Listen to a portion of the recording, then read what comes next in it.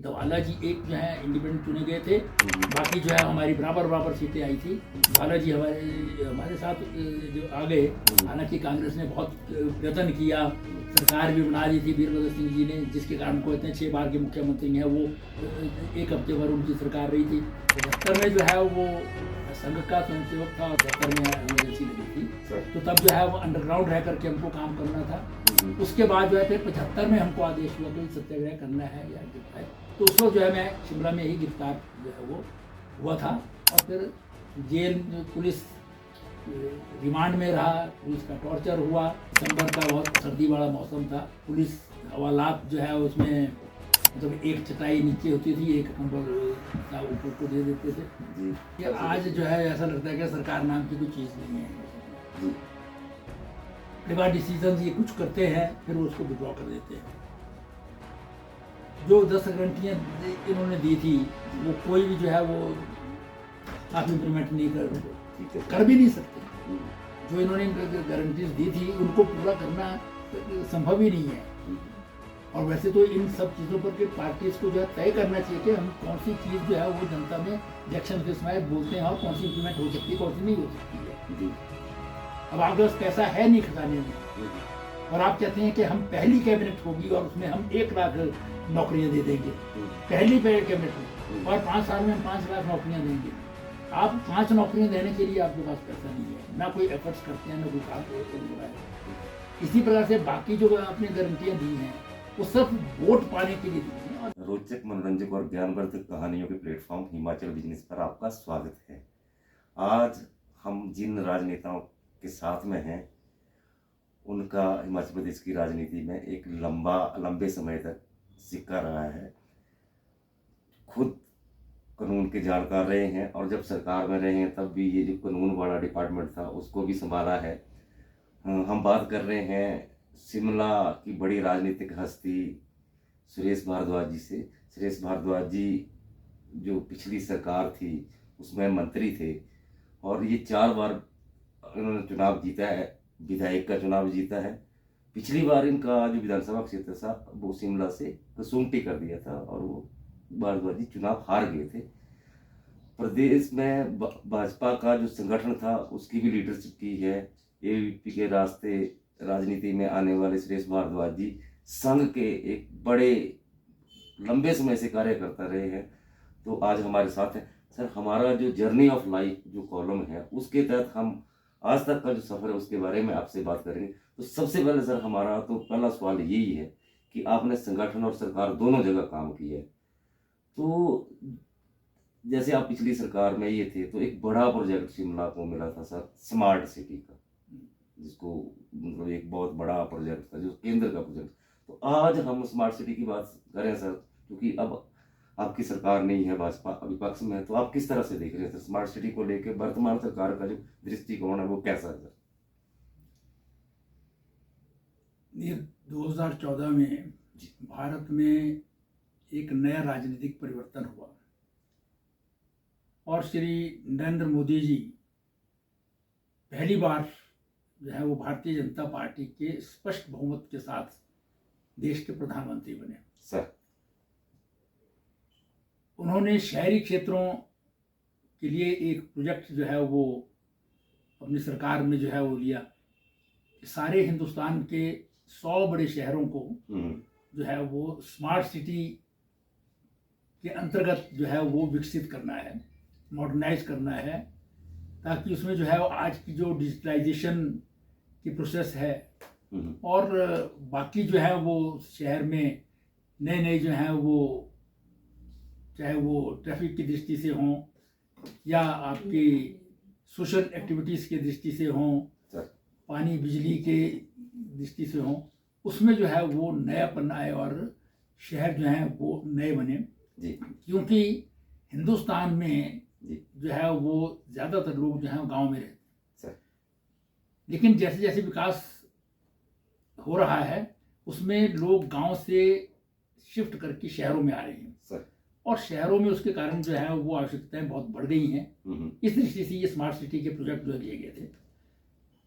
पहले वर्ष में शिमला कोई प्रोजेक्ट नहीं मिल पाया क्योंकि इसमें एक प्रोसेस थी। तब हिमाचल प्रदेश में कांग्रेस की सरकार थी, मैं शिमला से विधायक था, जी लेकिन शिमला नगर निगम में जो है वो सीपीआईएम के मेयर और डिप्टी मेयर थे, जी प्रदेश में कांग्रेस की सरकार थी, इसलिए उस वक्त जो है वो जो उसके क्राइटेरिया थे उसमें शिमला ही जो है स्मार्ट सिटी में आना चाहिए था। लेकिन उस वक्त के जो मंत्री थे, शहरी विकास मंत्री, वो धर्मशाला से विधायक थे, इसलिए उन्होंने जो है वो सारा जो है मैनिपुलेट करके धर्मशाला को स्मार्ट सिटी का प्रोजेक्ट दे दिया। लेकिन उसके बाद शिमला की जो है नगर निगम के अफसरों के साथ, बाकी लोगों के साथ, और केंद्र में एम वेंकैया नायडू जी जो है हमारे नगर विकास मंत्री हुआ करते थे उस वक्त सर, तो उनसे मिलकर के जो है हमने प्रयत्न किया और दूसरी वर्ष में जो है वो शिमला को भी स्मार्ट सिटी प्रोजेक्ट के अंतर्गत जो है वो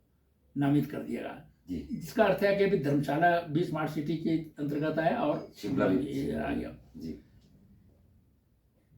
अब काम तो उसी वक्त से प्रारंभ हो गया था। उसके बाद 2017 में हिमाचल प्रदेश में जो है राजनीतिक परिवर्तन हुआ, भारतीय जनता पार्टी की आदरणीय जयराम ठाकुर जी के नेतृत्व में सरकार बनी सर। लेकिन पहले इंस्टांस में जो है वो मुझे शहरी विकास के स्थान पर जो है वो शिक्षा विभाग दिया गया। जी जी जी जी। अब शिक्षा में भी जो हम कर सकते थे वो हमने किया सर। लेकिन आप स्मार्ट सिटी के अंतर्गत जहाँ जाने चाहते हैं तो स्मार्ट सिटी जो है वो जब 2 साल हो गए उसके बाद परिवर्तन हुआ पोर्टफोलियोज में जी, और मुझे जो है वो शहरी विकास टीसीपी और हाउसिंग का विभाग दिया गया जी। बाकी जो पार्लियामेंट्री अफेयर्स और लॉ तो चले ही थे जी। तो उसके अंतर्गत जो है फिर स्मार्ट सिटी का काम हमने जो है वो हाथ में लिया। सर, कुछ चीज़ें उससे पहले जो है वो की जा रही थी लेकिन वास्तव जो काम होना चाहिए था वो काम तब तक नहीं हो पाया था, इसलिए डिले ज़्यादा हुआ।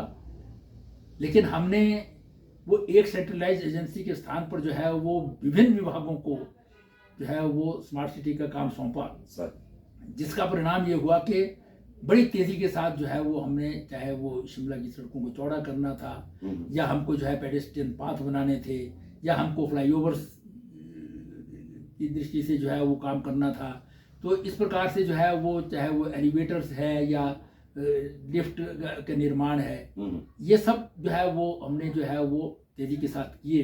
लेकिन इसमें जो है वो एक चीज़ जो अभी तक भी जो है वो सरकार बदलने के बाद जो इनको कर देना चाहिए था, जिसका जो है वो काम लगभग हो चुका था कि जो कंट्रोल सिस्टम बनाया जाना चाहिए था वो नहीं बना पाए क्योंकि सरकार उसके बाद जो है वो परिवर्तित हो गई। लेकिन मैं समझता हूँ कि अंग्रेज़ों के जाने के बाद शिमला में एक बड़ा परिवर्तन जो है वो स्मार्ट सिटी प्रोजेक्ट के अंतर्गत हुआ है और इसके साथ साथ जो है वो वेंकैया नायडू जी से हमने अमृत के अंतर्गत भी जो है प्रोजेक्ट किया था। कुछ काम उसके अंतर्गत भी हुए हैं बड़े बड़े जो है क्योंकि उसमें पैसा जो है उससे लिया गया था। और स्मार्ट सिटी में जो है वो हमारी मुश्किल ये थी कि केंद्र से तो पैसा जो है वो मिलता है लेकिन प्रदेश सरकार को जो अपना हिस्सा देना था वो हिस्सा नहीं दे पाती है। ये 50-50% बेसिस पर जो है दिया गया था। सबसे पहले तो मुझे जो विधायक विभाग मिला तो केंद्र से जो हमारे मंत्री थे उसमें श्री हरदीप सिंह पुरी जी थे और वित्त मंत्री निर्मला सीतारमण जी से, उनसे मिलकर के जो है वो एक निर्णय करवाना पड़ा कि हम 500 करोड़ केंद्रीय सरकार तो देगी, ठीक है, हिमाचल प्रदेश सरकार जो है वो उसमें अगर 10% भी दे देगी तो ये प्रोजेक्ट चलेगा। क्योंकि प्रदेश सरकार जो है पैसा नहीं दे पाई थी लेकिन उसके बावजूद मैंने उस समय जो है वो जब जयराम जी की सरकार थी तो पैसा जो है वो अर्बन डेवलपमेंट के लिए और स्मार्ट सिटी के लिए, जिसके कारण जो है लगभग 750-800 करोड़ रुपए के प्रोजेक्ट जो है यहाँ पर जो है वो एग्जीक्यूट भी हुए और कुछ अभी भी जो है वो जिसमें फाइनल स्टेज पर जो है वो एग्जीक्यूशन की रहते हैं। मैं समझता हूँ कि बहुत बड़ा परिवर्तन शिमला में जो है विकास की दृष्टि से हुआ है जो शायद अंग्रेजों के बाद पहली बार यहाँ पर हुआ था। सर, एक सवाल बार बार ये उठता रहा है कि शिमला को, ये कई लंबे समय से बात उठ रही है कि शिमला एक टूरिस्ट डेस्टिनेशन है और शिमला में दबाव बढ़ रहा है, पर्यटन यहाँ पे आते हैं और ये बार बार उठती बातें होती रही कि कुछ डिपार्टमेंट यहाँ से कहीं दूसरी जगह शिफ्ट किए जाए। तो इस बार जो फॉरेस्ट का आपका वाइल्ड लाइफ विंग था उसको धर्मशाला बदल दिया गया है, ऐसी खबरें आ रही है कि एचपीटीडीसी का जो हेड ऑफिस है उसको धर्मशाला में बदलने की कवायद जो है वो लास्ट फेज पे। तो आप इसको किस तरह से देख रहे हैं सर, ये जो यहाँ के क्या ये जस्टिफाइड आपको लगता है कि यहाँ से ऑफिस जो धर्मशाला बदले गए हैं, उसके पीछे क्या लगता है आपको? देखिए, आज जिस प्रकार से जो है ये छुटपुट जो है दफ्तर जो है बदलने की कोशिश की जा रही है, ये केवल मात्र जो है वो पॉलिटिकल जिमिक्स हैं जी। एचपीटीसी का जो है वो बहुत छोटा सा दफ्तर है जी। इसी प्रकार से वाइल्ड लाइफ का भी बहुत छोटा सा ऑफिस है। इन सब का काम जो है रोजाना सेक्रेटेरिएट से रहता है। जो हिमाचल प्रदेश सरकार यहाँ बैठती है उनके सेक्रेटरीज यहाँ पर बैठते हैं, बाकी सब काम यहाँ पर रहते हैं। अफसर जो है वो बाई एयर या तो आते रहेंगे शिमला, या गाड़ियों में जो है यहाँ पर रहेंगे, कुछ लोग यहाँ पर रहने के लिए रखे जाएंगे, जिसका कोई बहुत ज़्यादा जो है फायदा नहीं होना है। मुझे तो हैरानी है, शिमला जिला के विधायक हैं, उन लोगों को जो है इस बात पर जो है बात करनी चाहिए। 3 मंत्री शिमला से हैं। यहाँ से आज की तारीख में इन दफ्तरों को बदलने का कोई महत्व नहीं है जी। अगर बदलना होता तो जब 1966 में हिमाचल प्रदेश जो है वो उसमें पंजाब का रिऑर्गेनाइजेशन के अंतर्गत जो है वो बाकी इलाके मिले थे, तब इसमें जो है वो कोई परिवर्तन होता और कोई सेंट्रल प्लेस पर जो राजधानी जाती है तो शायद समझ में बात आ सकती थी। लेकिन पूरे का पूरा इंफ्रास्ट्रक्चर, पूरे के पूरे दफ्तर, पूरा काम शिमला में किया गया है। आज इन छोटे से दफ्तरों को बदलने से जो है कोई लाभ नहीं होने वाला है, बल्कि उन ऑर्गेनाइजेशंस को नुकसान हो सकता है, उनके खर्चे बढ़ सकते हैं। सर, आपने सर बीजेपी की संगठन के अंदर एज ए प्रदेशाध्यक्ष काम किया, जो सबसे प्रदेश के हिसाब से सबसे बड़ी पोस्ट होती है एक। अभी जो आपके दौर की जो बीजेपी थी और अभी के जो संगठन है, जैसे हमने पिछला देखा सर कि बीजेपी में बहुत से लोग कांग्रेस की सरकार है और बहुत से लोग कांग्रेस के बीजेपी में आ गए। तो पहले बीजेपी को हम पार्टी विद डिफरेंस के तौर पे ये मानते थे कि बीजेपी में वही लोग रहेंगे जो शुरू से बीजेपी के साथ कमिटेड है, या एबीपी के रास्ते आए हैं, या संघ से होकर आए हैं। तो कहीं ना कहीं पे बीजेपी के अंदर ही जो एक लिबरल चीज दिख रही है आने की, पार्टी के अंदर आने की, और बीजेपी इतनी स्ट्रांग है, पिछले 10 सालों से केंद्र में बीजेपी की सरकार अगले 15 साल में जा रही। तो ऐसी क्या चीज है सर कि दूसरी पार्टियों के लोगों को बीजेपी के लिए एक रास्ता हो गया, जबकि बीजेपी के अंदर ही बहुत से बच्चे जो है एबीपी के रास्ते या चाहे एक्टिव पॉलिटिक्स के रास्ते बीजेपी से जुड़ रहे। तो इस चीज को किस तरह से देख रहे हैं सर अब, क्योंकि आप अध्यक्ष रहे हैं प्रदेश अध्यक्ष, तभी हमारा सवाल ये आपसे है सर। देखिए, बीजेपी जो है वो 1980 में अपने इस स्वरूप में आई जी। उससे पहले जनसंघ था जी। जनसंघ का मर्जर जो है वो लोकतंत्र के बचाने के लिए जो है वो जनता पार्टी में कर दिया गया, बिल्कुल कर दिया गया था जी। लेकिन 1980 में जो है जो स्थितियां थी उसमें की, उसके कारण जो है भारतीय जनता पार्टी एग्जिस्टेंस में आई। ठीक है जी। अटल जी, अडवाणी जी और बहुत सारे हमारे जो पुराने नेता हैं जिन्होंने जनसंघ से जर्नी प्रारंभ की थी, उन्होंने इस पार्टी का निर्माण किया। और आप देखें कि बहुत संघर्ष हुआ हिमाचल प्रदेश में भी जी। 1984 में सारे देश भर में जो है हमारे 2 सांसद आए थे सिर्फ, और बीजेपी में हमारा कोई सांसद नहीं था। लेकिन 1982 तक हमारे जो है वो कांग्रेस के बराबर जो है वो एमएलए थे। जो 1982 में जब चुनाव हुआ था तो कांग्रेस के और बीजेपी के बराबर एमएलए चुने गए थे। 5 लोग जो हैं वो इंडिपेंडेंट चुने गए थे जो कांग्रेस के साथ चले गए, जिसके कारण उस वक्त रामलाल ठाकुर जी की सरकार बन गई थी। 85 में श्रीमती इंदिरा गांधी की जो है वो देहावसान के बाद चुनाव हुए, और वो चुनाव जो है वो एक सहानुभूति वाले चुनाव थे। उसी वक्त जो है राजा वीरभद्र सिंह जी ने अपने जो है वो हिमाचल की असेंबली भी डिसॉल्व कर दी, और लोकसभा के साथ ही जो है उन्होंने चुनाव करवा दिया, इसलिए कांग्रेस की जा गई। लेकिन वो सरकार ने 1989 होते होते जो है सारे देश में जो है वो भ्रष्टाचार के कारण जो है वो राजीव गांधी की सरकार जो है वो बहुत जो है वो डिफेम होती जा रही थी जी। और प्रदेश में भी जो है वो स्थिति जो है बहुत खराब हो गई थी जी। इस कारण से 1989 में केंद्र में भी भारतीय जनता पार्टी जीत करके आई, और प्रदेश में तो स्थिति ये थी कि केवल 51 सीटें जो है भाई बीजेपी ने जीती थी, जिसमें से 46 जीती थी जी। बाकी सीटें जनता दल के लिए छोड़ दी थी, उन्होंने भी बीजेपी 51 पे लड़ी थी और 40 जीती थी जी। और जनता दल जो है वो 17 पर लड़ा था, उनकी 11 सीटें आई थी। तो ऐसी स्थिति उस वक्त हुई थी। तो ये बीजेपी के कार्यकर्ताओं के, बीजेपी के उसमें के नेताओं के जो है वो परिश्रम का परिणाम था जी। और उसके बाद हमेशा जो है वो 90 के बाद तो हिमाचल में एक स्थिति बन गई है कि 5 साल जो है वो बीजेपी आएगी, 5 साल बाद कांग्रेस आएगी जी। ये लगातार क्रम जो है वो तब से चला आ रहा है, ये बदला नहीं है जी। यहाँ तक कि 1998 में अगर उसकी वक्त की घटनाओं को जो हम देखेंगे, जिसको हमारे कार्यकर्ता जो है ज्वालामुखी के नाम से जानते हैं, जी जी जी। तो उस एपिसोड के होने के बावजूद भी भारतीय जनता पार्टी, जब नरेंद्र मोदी जी हिमाचल प्रदेश के प्रभारी थे जी। तो उसमें जो है वो हमने सरकार बनाई थी। धवाला जी एक जो है इंडिपेंडेंट चुने गए थे, बाकी जो है हमारी बराबर सीटें आई थी। धवाला जी हमारे साथ जो आ गए, हालांकि कांग्रेस ने बहुत प्रयत्न किया, सरकार भी बना दी थी वीरभद्र सिंह जी ने, जिसके कारण को इतने 6 बार के मुख्यमंत्री हैं वो, 1 हफ्ते भर उनकी सरकार रही थी।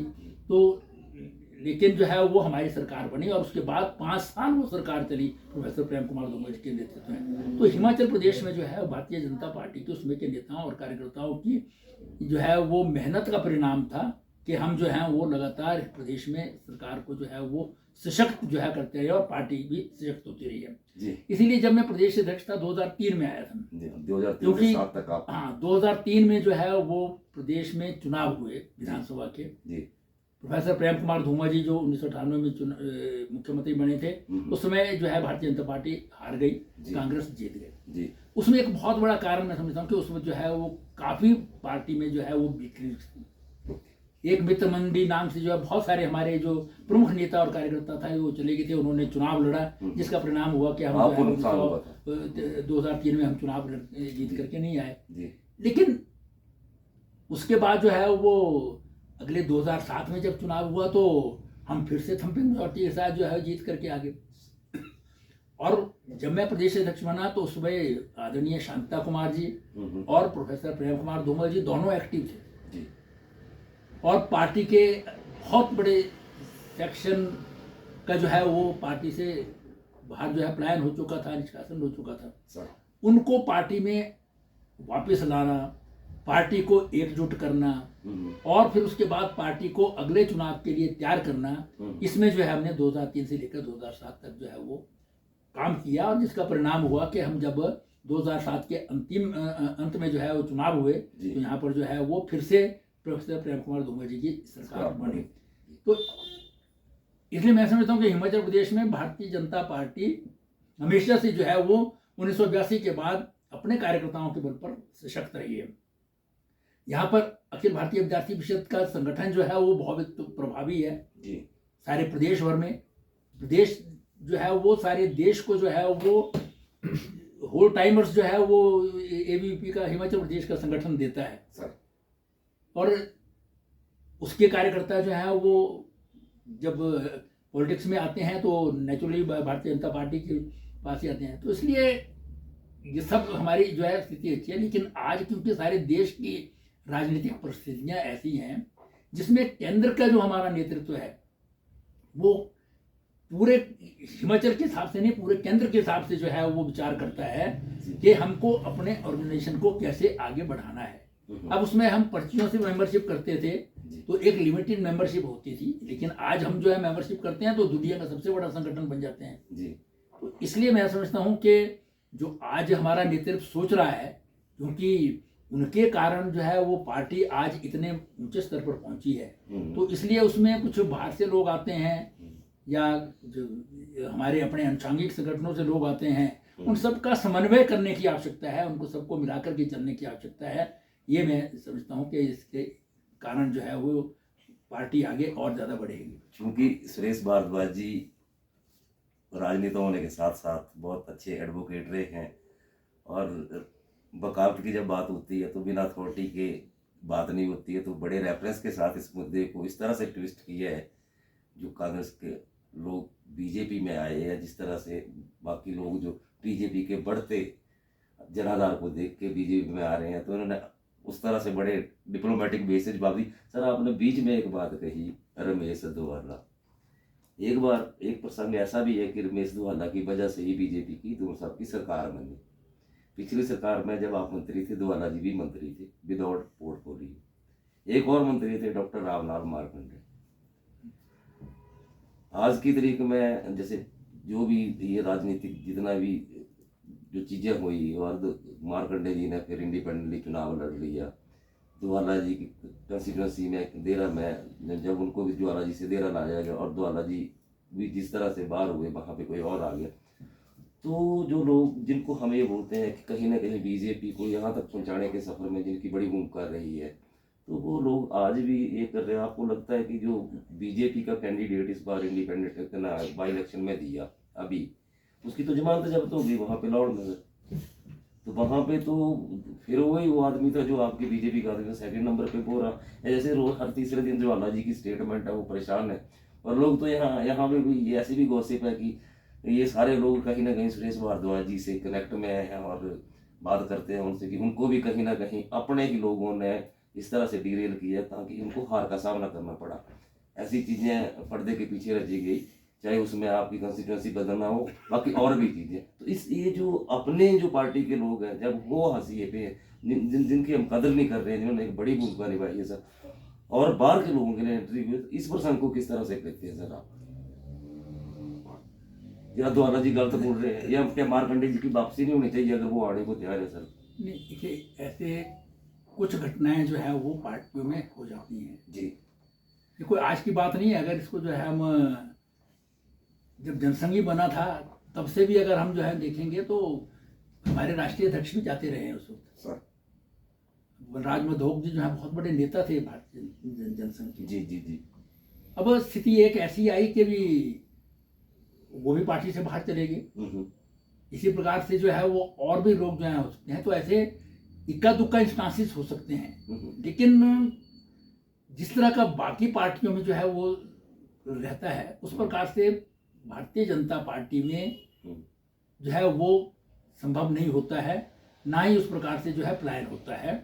और जिसके पीछे मैं रीजन ये समझता हूँ कि अधिकांश जो लोग भारतीय जनता पार्टी में हैं वो विचारधारा से जुड़े हैं।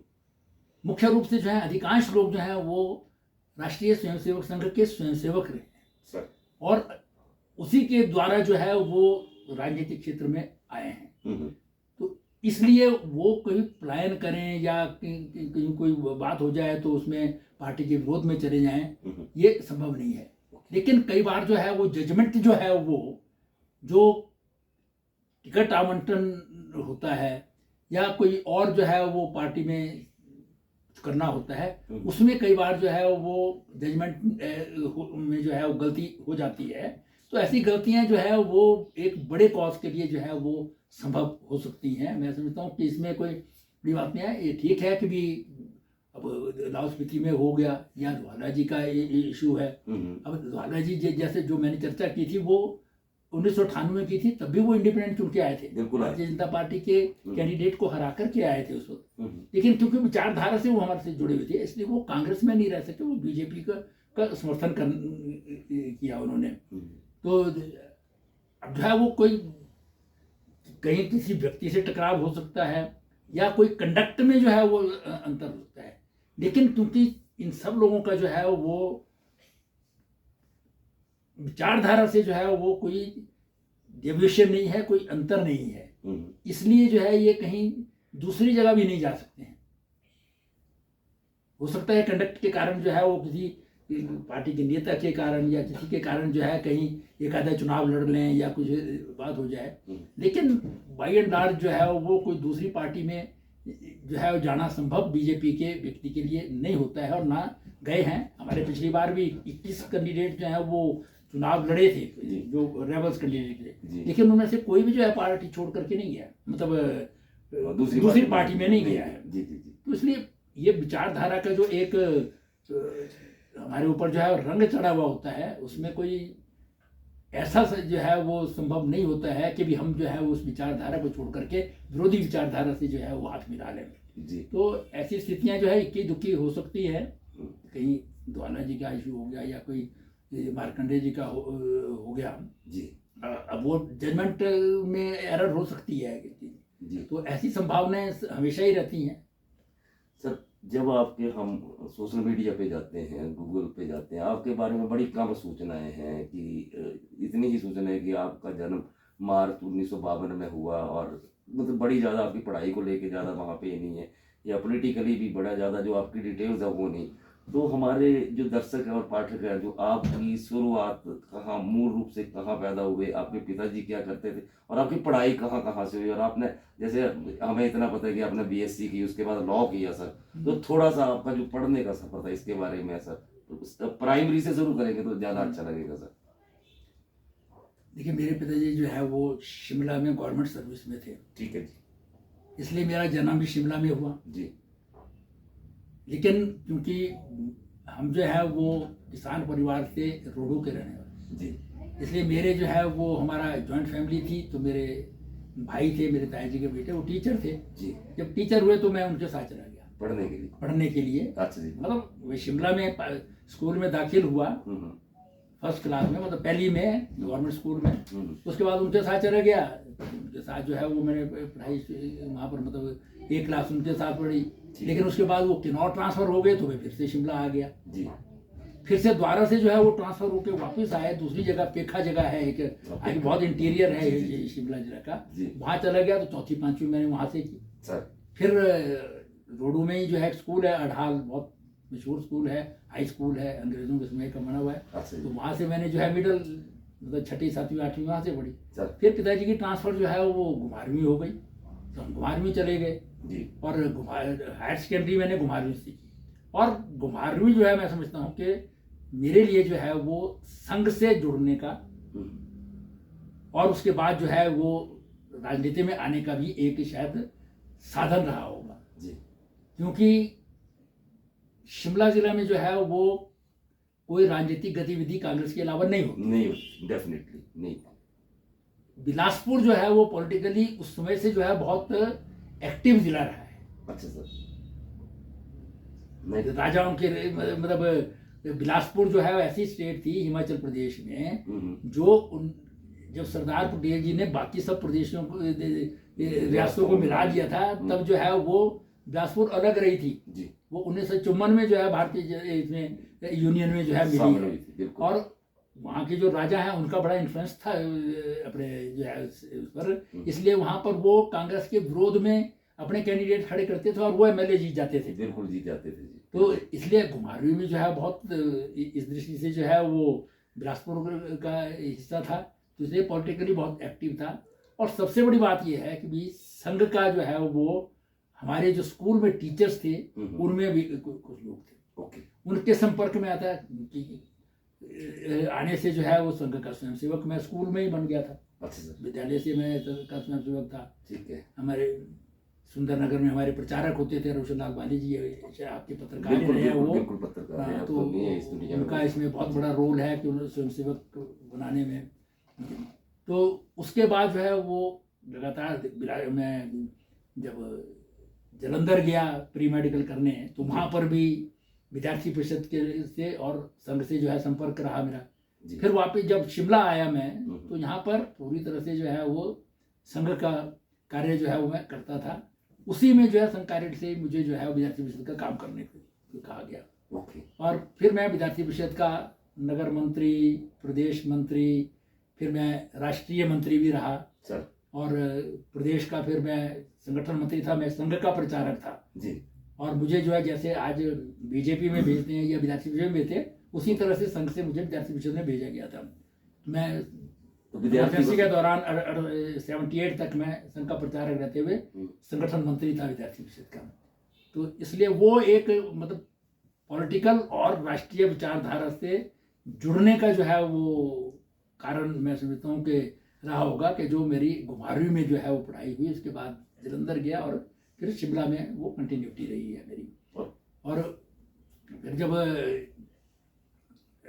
1975 आया, 75 उससे पहले मतलब विद्यार्थी परिषद का था, तो इसलिए इस आंदोलनों में, दूसरी तीसरी चीज़ों में भाग लेना नेचुरल चीज़ थी जी। और 75 में जो है वो मैं संघ का स्वयंसेवक था, और संघ के जो है एक वर्ग में मैं रोहतक में था जब जून में 75 में इमरजेंसी लगी थी, सर। तो तब जो है वो अंडरग्राउंड रह करके हमको काम करना था। हम्म। उसके बाद जो है फिर 75 में हमको आदेश हुआ कि सत्याग्रह करना है या गिरफ्तार है, तो उस वक्त जो है मैं शिमला में ही गिरफ्तार जो है वो हुआ था।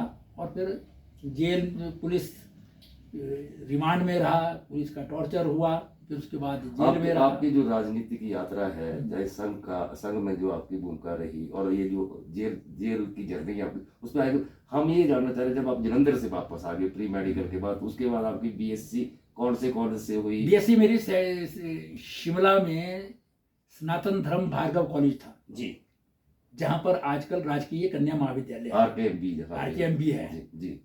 वो प्राइवेट कॉलेज था, बहुत बड़ा कॉलेज था, जिसमें उसमें भी 4000 की स्ट्रेंथ थी जी।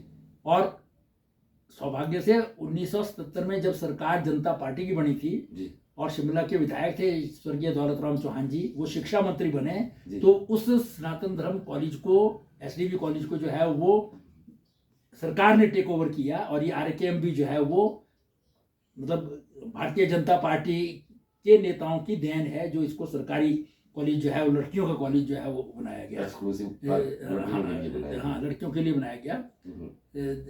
और फिर यहाँ पर लड़कों का जो है कॉलेज, लड़कों और लड़कियों का वो कंबाइंड है। संजौली में जो है राजकीय विद्यालय, वो तो बहुत बाद में बना, उसके बाद में बना वो 69-70 में ये जाकर के। तो इसलिए वो जो सनातन धर्म कॉलेज है उसमें ही विद्यार्थी परिषद की एक्टिविटीज हमने शुरू की थी। ठीक है। फिर उसके बाद मुझे MSc में जो है पंजाब यूनिवर्सिटी में एडमिशन मिल गई थी एंथ्रोपोलॉजी में। अच्छा। लेकिन क्योंकि उस वक्त हिमाचल यूनिवर्सिटी नहीं बनी और लॉ डिपार्टमेंट यहाँ पर शुरू हुआ, मुझे विद्यार्थी परिषद का काम करना था जी, तो इसलिए जो है वो एडमिशन यहाँ पर LLB में मिली जी। तो मैं प्रथम बैच जो था, ये प्रथम बैच कौन से सर में? 74 में प्रथम बैच निकला। ओके। 71 से शुरू हुआ था। ओके। 3 साल का कोर्स तो था। आप फर्स्ट बैच जो है हिमाचल यूनिवर्सिटी का फर्स्ट लॉ ग्रेजुएट और हिमाचल यूनिवर्सिटी का फर्स्ट साइंस ग्रेजुएट कहते हैं, क्योंकि हिमाचल यूनिवर्सिटी बनी ही 1970 में है। क्या बात, जब क्या बात है। उससे पहले पंजाब यूनिवर्सिटी हुआ करती थी जी। सर अभी हम आएंगे आपका जो संघ में जो आपकी एंट्री होती है, संघ में आप जाते हैं, फिर ABVP के साथ आपका एक बड़ा लंबा सफर रहता है। और चूंकि यूनिवर्सिटी में आप पढ़ भी रहे थे, संघ के साथ साथ में ABVP की गतिविधियों भी देख रहे थे, तो एक यंग से लेके आपका मतलब 20-22 की उम्र में आप पूरी तरह से एक्टिव होके अपने काम को चला रहे थे, तो आपके पास संघ में क्या क्या जिम्मेवारियां रही सर, और ABVP में आपका सफर कहाँ से शुरू और कहाँ तक गया था? संघ में तो जो है वो विद्यार्थी परिषद मतलब संघ के जो है मुख्य शिक्षक होता है, शाखा चरण में कैथू में रहता तो शिमला में शाखा, हाँ वहाँ पर जो है शाखा में मुख्य शिक्षक था शाखा का जी। फिर बाकी भी जो है वो गतिविधियों में जरूरी नहीं कि उसमें जो है, क्योंकि मेरे को फिर विद्यार्थी परिषद का काम दे दिया था जी। तो इसलिए संघ की किसी जिम्मेवारी नहीं होती थी। स्वयंसेवक थे, शाखा में जाएंगे हम स्वयंसेवक, लेकिन कोई जिम्मेवारी नहीं होती थी। ABVP की लेकिन क्योंकि ABVP का काम मेरे को जो है उसी वक्त सौंप दिया था जी, जब मैं SDB कॉलेज में यहाँ पर सेकेंड ईयर में जो है पढ़ता था, तो इसलिए फिर मुख्य रूप से जो है शिमला नगर का जो है वो विद्यार्थी परिषद का मंत्री मैं बना था। ठीक है सर। प्रोफेसर श्याम सुंदर जी अध्यक्ष थे। फिर उसके बाद प्रदेश का गठन किया हमने, पहला ही हमने गठन किया था शिमला में भी, फिर प्रदेश का गठन हुआ। गिरिराज किशोर जी जो है जिनकी डेथ हो गई, वो संगठन मंत्री होते थे विद्यार्थी परिषद के राष्ट्रीय जी। तो फिर प्रदेश का बना, तो उसमें मैं प्रदेश मंत्री बना सर। फिर उसके बाद जो है वो प्रदेश का संगठन मंत्री बना और राष्ट्रीय मंत्री रहा मैं 73-74 में जी। तो और फिर इमरजेंसी आ गई, इमरजेंसी में जो रहा, इमरजेंसी जब खत्म हुई, क्योंकि इमरजेंसी से पहले जो है वो JP मूवमेंट चली हुई थी सारे देश में जी। तो ABVP का संगठन मंत्री होते हुए हमने जो है संघर्ष समिति बनाई थी जी। और उसके बाद जब इमरजेंसी खत्म हो गई, जनता पार्टी बन गई, चुनाव होने लगे, तो यहाँ पर हमने एक लोकतांत्रिक युवा मोर्चा का गठन किया, जिसमें डिफरेंट ऑर्गेनाइजेशन थे जो एंटी इमरजेंसी ऑर्गेनाइजेशन थे जी। तो उनका मैं प्रदेश का कन्वीनर था उस वक्त। Okay sir. जब 77 में चुनाव हो रहे थे, फिर उसके बाद जनता युवा मोर्चा बना। जनता मतलब उस वक्त जनता पार्टी बनी तो 2 यूथ विंग बन गए, एक जो जनसंघ से संबंधित लोग थे, हम्म, जनसंघ वगैरह, उसमें और लोग भी आगे, हम्म, जिसके अध्यक्ष जो है राष्ट्रीय स्तर पर सुब्रमण्यम स्वामी थे। ओके प्रदेश अध्यक्ष मैं था, जी, महेंद्र नाथ सुब्रत हमारे महामंत्री थे। ठीक है जी, और एक जो है वो युवा जनता बनी थी जिसमें समाजवादी लोग थे, जी, मधुली में राजनारायण के साथ के लोग, जी, जी, उसका जो है उनका संगठन अलग बना था। जी, उसमें भी एक आधे दो लोग हमारे जो थे विद्यार्थी परिषद के वही थे उसमें, जैसे बिलासपुर के राजेंद्र हांडा थे एक, जी। उनकी मृत्यु हो गई है, वकील थे वो, उस वक्त तो नहीं थे, उस वक्त तो स्टूडेंट थे।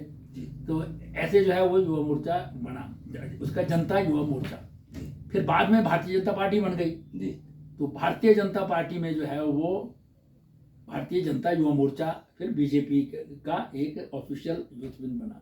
जी, तब मैं प्रदेश का बीजेपी का सेक्रेटरी बना 1981 में, ओके जब ठाकुर गंगा सिंह जी प्रदेश के अध्यक्ष थे, पहले अध्यक्ष बीजेपी के रहे। ठीक है जी, मैं और भगत राम चौहान जी हमारे विधायक रहे हैं, हम दोनों सेक्रेटरी थे। हम्म, फिर मैं उस वक्त ज़्यादा अपनी वकालत में जो है कंसंट्रेट कर रहा था। ठीक है सर, लेकिन 1986 में जो है फिर से शांता कुमार जी ने मेरा नाम जनता युवा मोर्चा के लिए जो है दे दिया ओके केंद्रीय स्तर पर, और मैं फिर राष्ट्रीय कोषाध्यक्ष रहा हूँ जब प्रमोद महाजन अध्यक्ष थे, बाजू मौके भाजपा का, जी, और राजनाथ सिंह जी तब महामंत्री थे। ओके, फिर उसके बाद जो है क्योंकि प्रदेश में राजन सुशांत जी अध्यक्ष थे, लेकिन कुछ उनका जो है शांता कुमार जी से बाकी लोगों से जो है वो ठीक समझ नहीं रहे, तो उनका युवा मोर्चा जो है वो खत्म हो गया, उनको हटा दिया। नया अध्यक्ष शांता जी जब बने जी, तो फिर प्रदेश का मैं दोबारा से जनता युवा मोर्चा का अध्यक्ष बना जी, 1989 में। ओके, फिर जब 90 में मैं विधायक बन गया जी, तो फिर युवा मोर्चा छोड़ दिया हमने। हम्म, उसके बाद में फिर पार्टी मेन मुद्दा है सर, जब भी इमरजेंसी की बात आती है तो बहुत से लोग उस टाइम पे जो कांग्रेस से अलग विचारधारा के लोग थे उनको अरेस्ट कर लिया गया था, आपको भी अरेस्ट किया गया था, तो वो क्या प्रसंग था, आपको कैसे अरेस्ट किया, कहाँ रखा और कितने टाइम आप जेल में रहे थे? देखिए हिंदुस्तान में जो इमरजेंसी लगी, जी, इसको आज कांग्रेस के लोग जो है बड़े डिफेंड करते हैं, हम्म, वास्तव में वो लोकतंत्र की जो है वो हत्या का एक पूरा जो है निर्णय इंदिरा गांधी ने लिया था। हम्म, और उसके पीछे कारण बहुत थे। इमीडिएट कारण तो ये बना कि इलाहाबाद हाई कोर्ट ने उनका चुनाव अवैध करार दे दिया, ठीक है, उनको 6 साल तक के लिए डिस्क्वालीफाई कर दिया चुनाव लड़ने से। फैक्ट है ये। जिसका अर्थ था कि वो प्रधानमंत्री तो रहती ही, लेकिन चुनाव ना होता तो 6 महीने के बाद वो लोकसभा में उनको रहना पड़ता था।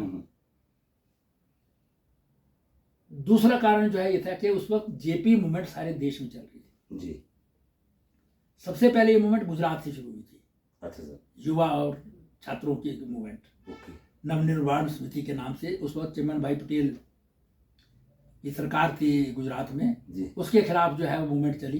ठीक है, बाद में वो सरकार खत्म हुई, हम्म, नए चुनाव हुए, वो भी उसी वक्त 75 में जब ये निर्णय आया था इलाहाबाद का, तभी वहाँ का चुनाव भी कभी निर्णय हुआ। अच्छा। और वहाँ जनता मोर्चा की सरकार बनी बाबू भाई पटेल के, कांग्रेस हार गई थी, कांग्रेस हार गई उस वक्त। ठीक है जी, दूसरा कारण ये था सारे देश में मूवमेंट चल रही थी। उसके बाद क्योंकि बिहार में मूवमेंट शुरू हुई थी, बिहार में तो फिर और बड़ा हल्ला हो गया था, सारी जो है वो गुजरात में भी जो मूवमेंट हुई, उससे पहले भी एबीवीपी का राष्ट्रीय अधिवेशन अहमदाबाद में हुआ था, गुजरात में ही हुआ था। हाँ, उसी के दिसंबर में स्टेशन हुआ था। हम्म, जनवरी फरवरी में ये मूवमेंट शुरू हो गई थी जी, यूथ, और जिसमें एबीवीपी की मेजर जो है वो भागीदारी थी। ठीक है जी, उसी को जो है वो बिहार में जो है वो एक्सटेंड किया गया उस आंदोलन को। जी, अब्दुल गफूर वहाँ के जो है वो मुख्यमंत्री थे, उनके खिलाफ भ्रष्टाचार के बहुत बड़े जो है वो आंदोलन हुआ। उसको भी जो स्पीयर हेड करने वाले थे वो भी एबीवीपी के लोग थे, जिसमें गोविंदाचार्य जी और राम बहादुर राय, आपके पत्रकार हैं बहुत बड़े आज नवभारत टाइम्स के, वो भी एबीवीपी के राष्ट्रीय मंत्री हुए थे। ठीक है जी, तो वो इसके सूत्रधार थे। अच्छा जी, सारे देश के उसमें जो है फिर जो इलेक्टेड लोग थे उनका सम्मेलन भी वहाँ होता। लालू प्रसाद यादव भी उसमें थे, क्योंकि वो पटना यूनिवर्सिटी के अध्यक्ष थे उस वक्त। हमारे सुशील मोदी जो है पटना यूनिवर्सिटी के जनरल सेक्रेटरी थे जी, तो ये लोग भी मतलब समाजवादी भी, कांग्रेसों के लोग भी, और JP movement, anti Congress, anti Indira Gandhi, anti जो है उस तरह की ये मूवमेंट सारे देश में चली। इन सब के कारण जो है श्रीमती इंदिरा गांधी हार गई, या उनके जो लोग हैं, खास करके संजय गांधी जो है वो उस वक्त ज्यादा ऑपरेट करते थे, इसलिए उन्होंने जो है सुप्रीम कोर्ट में अपील करने की बजाय या इसको पॉलिटिकली जो है वो लड़ने की बजाय उन्होंने संविधान की जो है वो धारा 352 का 355 का जो है उपयोग करते हुए इमरजेंसी लगा दी। और इमरजेंसी में जिस प्रकार से जो है वो तशद्दुद हुआ, मतलब कोई सुनने वाला नहीं था, तो फैमिली प्लानिंग का अभियान चला दिया, जिनकी शादियां भी नहीं हुई थी उनकी भी नसबंदी करा दी गई। तो ऐसे बहुत सारी घटनाएं। और दिल्ली में तुर्कमान गेट पर जो है कितने लोग जो है वहाँ पर उनकी झोंपड़ियाँ वगैरह थी उनको हटा करके जो है हटा दिया वहाँ से। ऐसे बहुत सारे काम हुए उस वक्त के। और सबसे बड़ा जो है जो पॉलिटिकल एक्टिविस्ट थे वो सब जेलों के अंदर थे, बड़े बड़े नेता। आपसे जुड़ा हुआ क्या पर्सन सर, आपको कहाँ पकड़ा गया? मेरे को तो मैं ऐसा ना, मैंने जो ऐसा बताया कि राष्ट्रीय स्वयं सेवक संघ का वर्ग होता है जून मास में जी, द्वितीय वर्ष जिसको कहते हैं। मैं प्रथम वर्ष पहले कर रखा था, द्वितीय वर्ष मैंने उस वक्त रोहतक में किया। ठीक है जी। 25 तारीख की रात को इमरजेंसी लगी जी, तो रात को हमको वहाँ पता नहीं, क्योंकि वर्ग में किसी किसी का संबंध नहीं होता है, जो अधिकारी वहाँ बताएंगे वही पता चलता है। 26 को सुबह जो है सबको इकट्ठा कर दिया गया, मतलब जो रेगुलर काम होता है उसके स्थान पर सबको इकट्ठा कर दिया अलग। तब दिल्ली से लेकर के जम्मू कश्मीर तक के सभी वहाँ पर जो है वो उस वर्ग में होते थे, लगभग 750 लोग। अच्छा, वहाँ कर दिया लगा, और वहाँ पर जो है फिर कभी ये ऐसे ऐसे जो है हो गया। अब सब और अलग अलग प्रदेशों के लोगों को करके के सबको यहाँ से चुपचाप करके अपना सामान लेकर के बसों में जैसे भी जा सकते हैं निकल जाए, अपने अपने घरों को निकल जाएं। कोई हल्ला नहीं, कुछ नहीं, चुपचाप करके जाएंगे जी। और जो हम लोग थे जो थे, हमको आदेश हुआ कि किसी ने गिरफ्तार नहीं होना है। ओके, अंडरग्राउंड रह करके जो है वो काम करना है, जो आगामी जो है इंस्ट्रक्शंस आएंगी उसके मुताबिक जो है काम करना है। तो हम जो है उस तरह से जो है अंडरग्राउंड उसके बाद रहे। पर्चे बांटने का काम होता था, कोई घटना है उसकी साइकिल स्टाइल कापियाँ बांट देते थे, लोगों से संपर्क करना, जो हमारे स्वयं सेवक हैं, दूसरे लोग हैं, या उनसे संपर्क करना कि कोई जेलों में है उनकी फैमिलीज को जो है पता करना। ऐसे बहुत सारे काम जो है उसमें करते थे।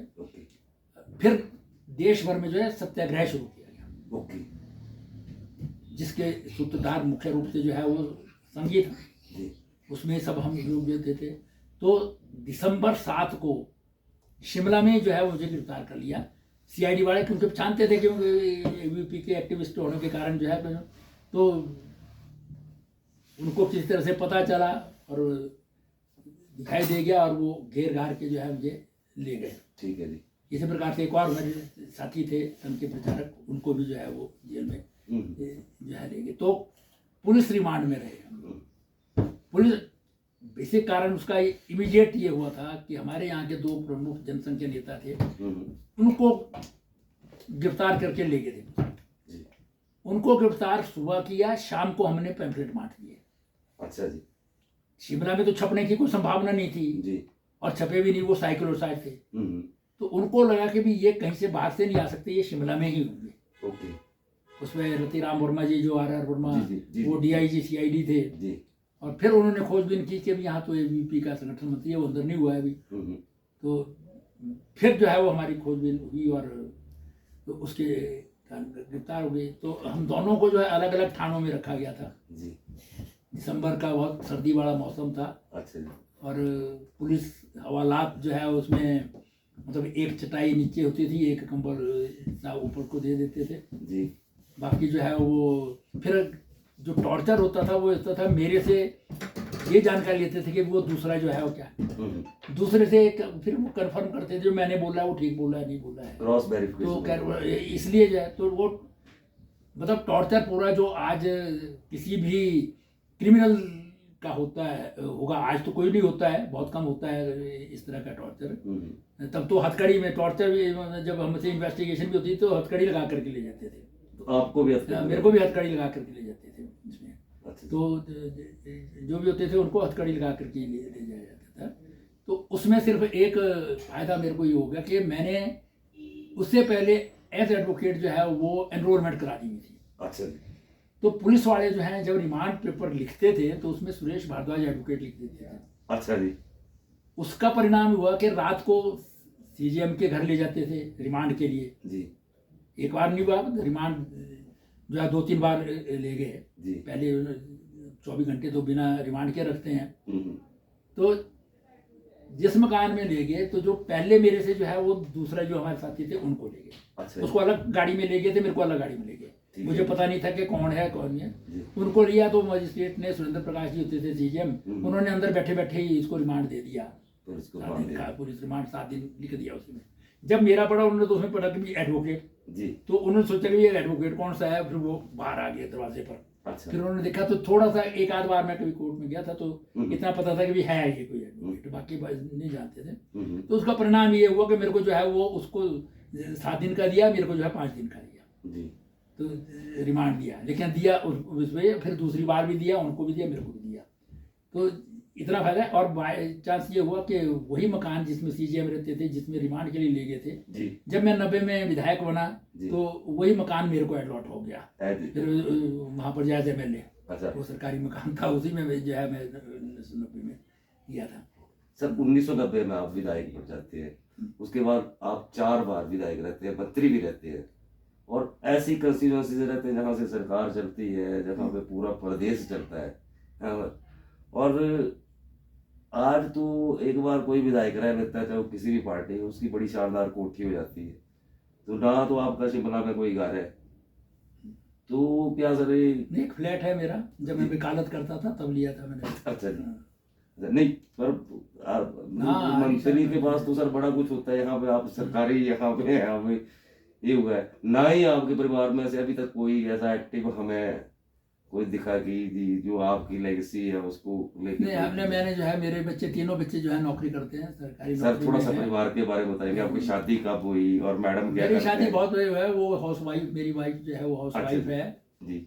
और मेरी बड़ी बेटी है, वो भी एबीवीपी की होल टाइमर रही है। अच्छा जी। जब वो यूनिवर्सिटी में पढ़ती थी, अच्छा वो जी। 3 साल एबीवीपी की होल टाइमर रही है। एचपी में। एचपी में, हिमाचल में ही था वो, छात्रा प्रमुख थी एबीवीपी की। अच्छा जी। उसमें जी। तो और अब जो है वो स्टेट एड्स कंट्रोल सोसाइटी है, उसमें वो कंसल्टेंट है काफ़ी सालों से। Okay sir. तो मैं करती है। और मेरा जो बड़ा बेटा है, उसने भी अपना एग्ज़ाम दिया है एसजेवीएन में, वो आजकल डिप्टी जनरल मैनेजर है। राइट। तीसरा बेटा मेरा जो है आयुर्वेदिक डॉक्टर है। मतलब आप वाली लाइन नहीं चुनी है अभी तक? हाँ, किसी ने नहीं है लाइन जो है, मतलब बेटी हो सकती थी, वो एबीपी में थी, लेकिन ना हमने कोई प्रोत्साहन दिया, ना उन्होंने जो है कोई बहुत ज़्यादा इंटरेस्ट रखा है इसमें। सब अपना बड़ा काम करते हैं, ठीक है। कोई आवश्यकता भी नहीं है। बीजेपी की और संघ की विचारधारा भी ऐसी है। हाँ, संघ से संबंधित हैं सभी, बच्चों ने भी हमारी आईटीसी कर रखी है संघ की। Okay sir. हाँ। आपके जीवन में ऐसा कौन सा व्यक्ति रहा सर जिससे आप प्रभावित रहे, या कोई ऐसा आपकी लाइफ में जिसकी वजह से कोई टर्निंग पॉइंट आया, या आपको कोई दिशा डायरेक्शन मिली, कोई ऐसा व्यक्ति, या कोई ज्यादा व्यक्ति, जरूरी नहीं एक व्यक्ति, कोई ऐसे जिससे आप प्रभावित रहे? या ऐसे तो बहुत सारे लोग आए हैं जिनके कारण अलग अलग समय पर बना रहे हैं, लेकिन विद्यार्थी परिषद में हमारे प्रोफेसर श्याम सुंदर जी एसडीपी कॉलेज में वो बॉटनी के प्रोफेसर हुआ करते थे, बाद में डायरेक्टर है। और सभी भी वो सत्य साईं बाबा के जो है बहुत बड़े बॉटनी हैं, उनके स्कूल भी चलाते हैं, काफ़ी वो एबीपी में और वो साथ रहे हैं। तो उनका जीवन भी जो है बड़ा अच्छा हमारे साथ रहा। उससे पहले घुमारवी में जो हमारे टीचर थे, उनका भी संघ से रिलेशंस था, इसलिए हमारा उनका बड़ा अच्छा जो है उनका प्रभाव रहा है। वैसे कोई बहुत इस तरह का कोई व्यक्ति और इसके अलावा मैं नहीं समझता कि कोई बहुत लोग रहे हैं जिनका संबंध रहा है संघ के। ऐसे बहुत सारे प्रचारक हैं जिन्होंने हमको प्रोत्साहित किया। हमारे संगठन मंत्री थे मदन दास देवी जी, जो राष्ट्रीय संगठन मंत्री है, डेथ हो गई है उनकी। तो उनके साथ हमारा बहुत लंबा संबंध रहा है, तो उनका भी काफ़ी प्रभाव जो है हमारे जीवन में काम की दृष्टि से जो है वो पड़ा। और उन लोगों के कारण ही जो है मैं शायद विचार से इतना जुड़ा और अभी तक जो है काम करता रहा हूँ। सर एक काल का एपिसोड आपने देखा, एक मंत्री के ऊपर जूते फेंके गए और इस तरह काले झंडे दिखाए गए, इसी तरह का एक, जब आपके कैबिनेट कलीग थे महेंद्र सिंह जी, जब शिमला में पर बड़ा मामला चला था, उनको भी इस तरह से रोका गया था। तो इस तरह की घटनाओं, किस तरह अगर कोई चीज़ें हैं, कोई ग्रीवियस है, तो क्या ये रास्ता सही है सर कि इस तरह से कोई काले झंडे दिखाने तक तो हम सुनते आए थे, लेकिन जूते फेंकना गाड़ियों के ऊपर या इस तरह की हरकत, उसको किस तरह से देखते हैं सर आप? बल्कि उसमें तो आज खबर आ रही थी कि उसमें कांग्रेसी भी अरेस्ट है, कि उसने भी जूते फेंके हैं सर। देखिए, कई बार जो है वो सिचुएशन जो है वो ऐसी होती है कि जिसमें इस तरह की घटनाएं घट जाती हैं। अगर आप गए होंगे तो पूरे का पूरा सिराज आज जो है, खास करके थुनाग जंजैहली का एरिया जो है, वो जो इस बार की प्राकृतिक आपदा आई है उससे इतना ज्यादा ग्रस्त है कि वहां पर अभी तक भी जो है लोग उबर नहीं पाए, बड़ा टाइम लगेगा वो, जिस तरह का नुकसान हुआ सर 700। ऐसी परिस्थितियों में ये जो मंत्री हैं, मैं बहुत अच्छे से जानता हूँ, वो विधानसभा में रहे हैं हमारे साथ, जिस तरह का उनका जो है स्वभाव है वो कुछ भी बोल देते हैं अपने आप, जो है वो मतलब ऐसे अपशब्द बोल देते हैं जिनके शायद हम उच्चारण भी नहीं कर सकते हैं। और अभी भी वो इस तरह की जो है बात वहां पर जाकर के भी वो ठाकुर जयराम जी के बारे में जो है इस प्रकार की जो है वो कुछ बात जो है कर रहे थे। अब उनको बातचीत लोगों के साथ, पब्लिक के नुमाइंदे हैं आप प्रदेश के मंत्री हैं, क्या हो जाएगा, आप खड़े हो जाएंगे, शायद खड़े होते आप वहां पर ठीक प्रकार से तो आपके ऊपर जो है आपके साथ कोई इतने स्थिति ना आती जैसी वहां पर हुई है। मैं समझता हूँ कि जो पॉलिटिक्स में बंदा रहता है उसको करेज होना चाहिए कि ठीक है, क्या हो जाएगा, जनता है वो अगर थप्पड़ मार भी देगी तो बाकी जनता में उसका जो है वो प्रभाव नेगेटिव पड़ेगा। लेकिन ऐसा होता नहीं है, अगर आप खड़े हो जाते तो जनता जो है वो अपने आप सहम जाती है कि यार मंत्री है। आपके साथ भी कोई ऐसा इंसिडेंस हुआ, कोई ऐसा घेराव का कोई सामना करना पड़ा या कोई इस तरह की चित्र परिस्थिति होगी? नहीं, इस तरह का कोई नहीं हुआ है, छोटे मोटे जो है कभी बात लोग इकट्ठे होकर आ गए, ऐसी कोई घेराव की स्थिति नहीं आई कभी भी। आप संसदीय कार्य मंत्री भी रहे सर, जो संसदीय परंपरा है, खासकर मैं हिमाचल के रेफरेंस में पूछ रहा हूँ, तो आपको क्या लगता है वो अब हम जैसे हम बाहर कई बार खबर पढ़ते हैं कि वहाँ पे लड़ पड़े विधायक, एक दूसरे को कुर्सियां मार दी, कई विधानसभाओं की इस तरह की चर्चा। तो हिमाचल को लेके आप किस तरह से देखते हैं, यहाँ पे जो संसदीय परंपरा है उनको पालन किस तरह से रहता है? देखिए, जैसे पूरे जो है समाज में बहुत सारी चीजों में डिजेनरेशन हो रही है। अब जो पॉलिटिक्स है वो भी समाज का ही अंग है, जो पॉलिटिशियन है वो भी हम में से ही आते हैं सब, तो इसलिए उसी की रिफ्लेक्शन होती है वो। और जैसा मैं देखता हूँ हिमाचल प्रदेश, मैं राष्ट्रीय स्तर पर पार्लियामेंट की प्रोसीडिंग्स इत्यादि भी देखता रहा हूँ। उस समय के जो है वो नेताओं जो है उनके, चाहे वो डिफरेंट पार्टीज के होते थे, किसी समय में जो है वो अटल बिहारी वाजपेयी, पीलू मोदी या एनजी रंगा, आपके जो है वो सोमनाथ चटर्जी, इंद्रजीत गुप्ता, ऐसे ज्योतिर्मय बसु, और एक कश्मीर के थे हमारे शमीम अहमद शमीम, बिल्कुल उर्दू के बहुत बड़े जो है वो वक्ता थे। वो ऐसे बहुत लोग हुए हैं जिन्होंने संसदीय परंपराएं बनाई भी और उसके अनुसार काम भी हुआ जी। लेकिन धीरे धीरे जो है उसकी वो अब डिग्रेडेशन हो रही है जी। ऐसा ही प्रदेश में भी हम देखते हैं, मैं डिबेट्स पुरानी देखता रहा हूँ, डॉक्टर परमार के ज़माने की, कुछ लोग जो पहली विधानसभा बनी थी यहाँ पर 1952 में, तब जो है वो स्वतंत्रता संग्राम से लोग आए थे, उनकी जो है वो स्थिति और क्या चाहते थे, क्या बोलते थे, कैसे काम करते थे। इसी प्रकार से जो है बाद में जो है वो लोग आते रहे, बदलते रहे, जय बिहारी लाल खाची, अपने हीरा सिंह पाल, ऐसे बहुत सारे लोग थे, हरजाग थे रामपुर से, और आपके कांगड़ा क्षेत्र से जो है वो पंडित भगत राम जी, शालीग्राम शर्मा जी, ऐसे जो लोग थे, तो वो डिबेट्स उस वक्त ज़्यादा होती थी, बहुत अच्छे विषयों पर जो है चर्चा होती थी। कमेटी सिस्टम होता है विधानसभाओं में, पार्लियामेंट में, उसमें डेलिब्रेशंस करती थी, जिसके द्वारा जिसमें जो है वो आम तरह से जो है वो विधायक या सांसद जो है वो कमेटियों में अगर इफेक्टिवली काम करें तो उनको बहुत सारी इन्फॉर्मेशन सरकार की मिलती है। लेकिन आज जो है वो कमी होती है। जब मैं पहली विधानसभा में आया था तब कमेटियों पर बहुत ज़्यादा जोर रहता था, बल्कि उस वक्त जो है कुछ लोग जो है वो उन कमेटियों में कंसल्टेंट भी अपॉइंट किए थे। ओके लेकिन अब कमेटियों का सिस्टम जो है वो दस्तखत करने तक रह गया है जी। शायद बहुत लोग मेरे से नाराज होंगे इस बात बोलने पर, तो इसलिए जो है बहुत लोग जो है वो उसको सीरियसली नहीं लेते हैं जी इसी प्रकार से विधानसभाओं में भी हम जो है वो सीरियस विषयों पर सीरियस बात को लेकर के डिबेट नहीं करते हैं ना, अगर कोई बोलता भी है तो उसको सुना नहीं जाता है जी। अब छोटे छोटे चीज़ों पर जो है विधानसभा में आपकी जो है वो तरक्की हो जाती है।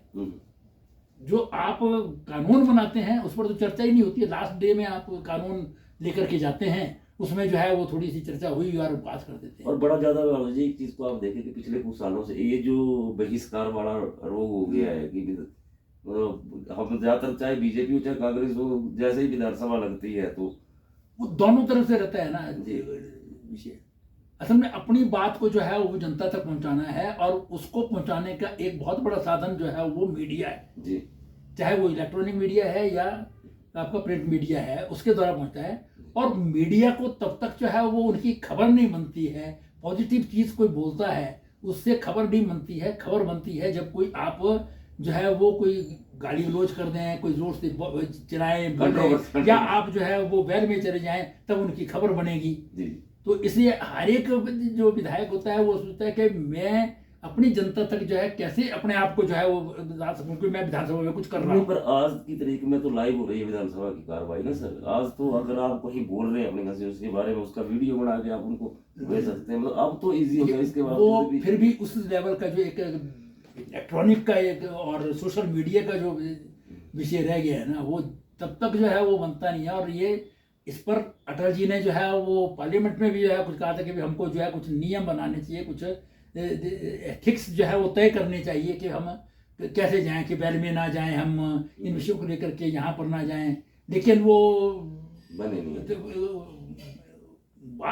उनके बात तक रहे। उसके बाद जो है वो जब बिल्कुल कई बार सत्ताधारी पक्ष जो है वो एडमेंट हो जाता है किसी चीज को, जो है वो बात सुननी नहीं है, उन्होंने जो वो अपने आप बोलते हैं उसी पर जो है वो अमल करना है, तब फिर विधायक जो अपोजिशन होते हैं उनके पास चारा नहीं रहता है कि हम क्या करें, तो उनको जो है मजबूरन जो है फिर वो बैल में जाना पड़ता है। और उसके कारण जो है वो फिर कहीं बाइकआउट होता है, कभी जो है वो वॉकआउट होता है।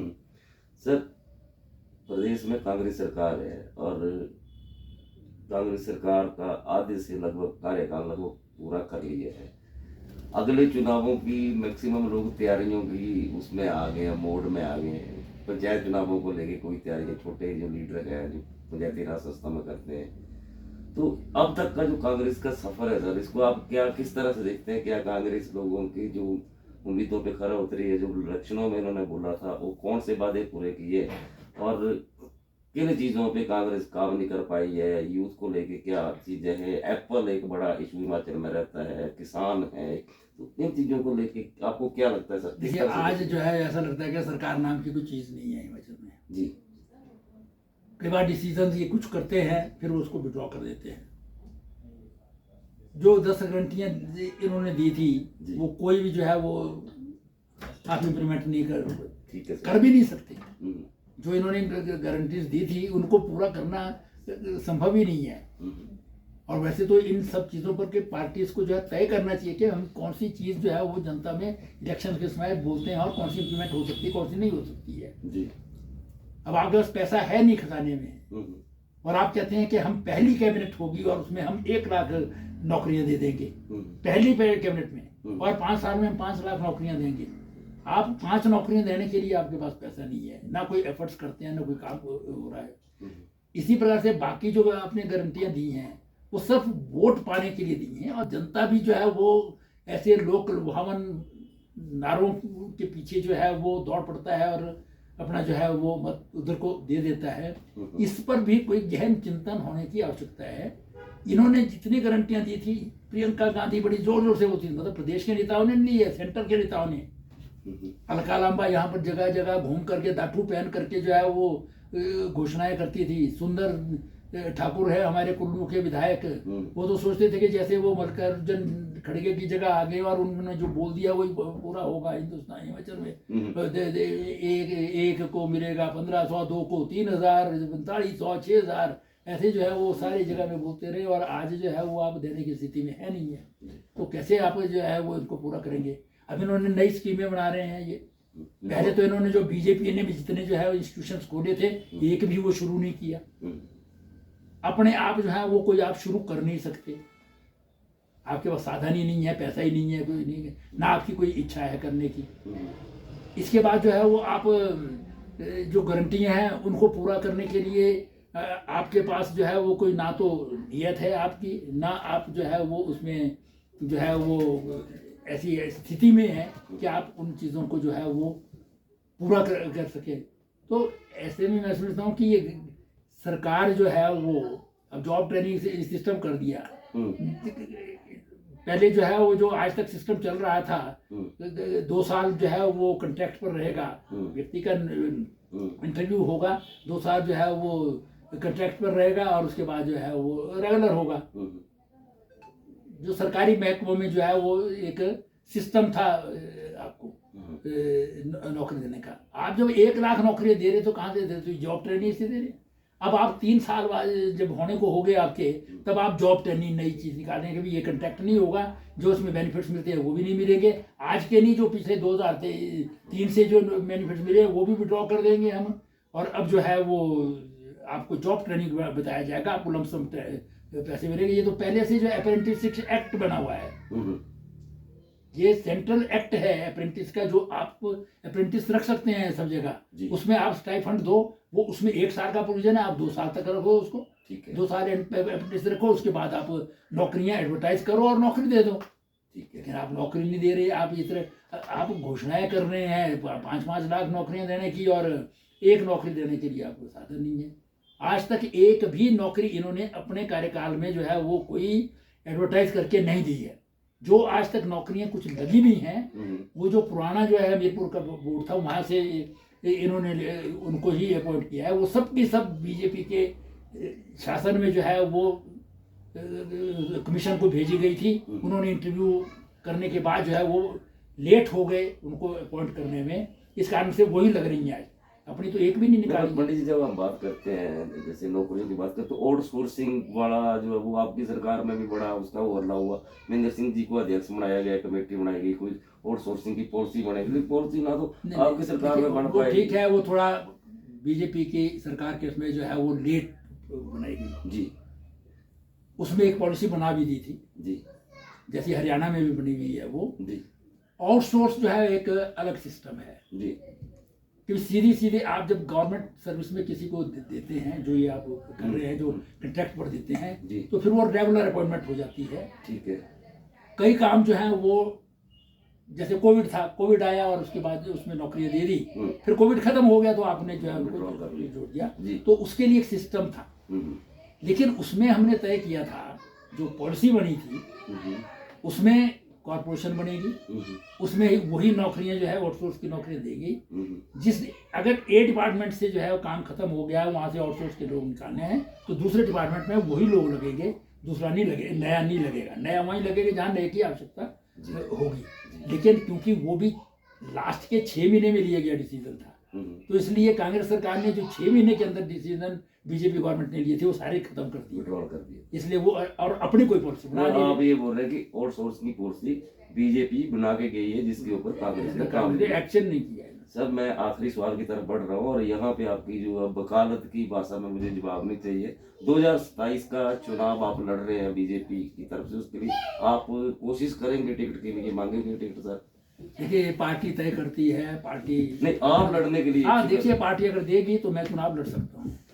तो सुमटी की तरफ सोच रहे हैं सर कि शिमला की? नहीं, ये पार्टी तय करेगी तब इस पर विचार करेंगे। आपकी तरफ से अगर पार्टी आपको उतारती है तो आप चुनाव उसमें देखेंगे कि कहाँ से लड़ना है, कहाँ से सर। लेकिन मैं समझता हूँ कि मैं पहले भी लड़ सकता था, अभी भी लड़ सकता हूँ मैं जी। तो ये थे सुरेश भारद्वाज जी। इन्होंने लगभग सारे सवालों को बड़े डिप्लोमेटिक वे में जवाब दिए हैं, क्योंकि वकालत के पेशे में रहे हैं, लंबा राजनीतिक अनुभव रहा है। इसकी सबसे बड़ी अच्छी बात ये रही है, चाहे इनका राजनीतिक का सार्वजनिक जीवन हो, व्यक्तिगत जीवन हो, कभी भी किसी कंट्रोवर्सी में नहीं फंसे हैं। बड़े सादगी से रहने वाले, बड़े विनम्र भाषा में बात करते हैं। आज भी इन्होंने एक बात जो आखिर के इंटरव्यू में, हम जिस बात को लेके ये इंटरव्यू करना था, क्योंकि हम ये राय जानना चाह रहे थे जो इस तरह के अनुभवी लोग हैं वो क्या सोच रहे हैं आने वाले चुनाव को लेके। एक लंबी बातचीत हुई, कई गंभीर विषयों पे बातचीत हुई सर से, और कई जो संस्मरण भी इनके सुने आज तक की राजनीति है।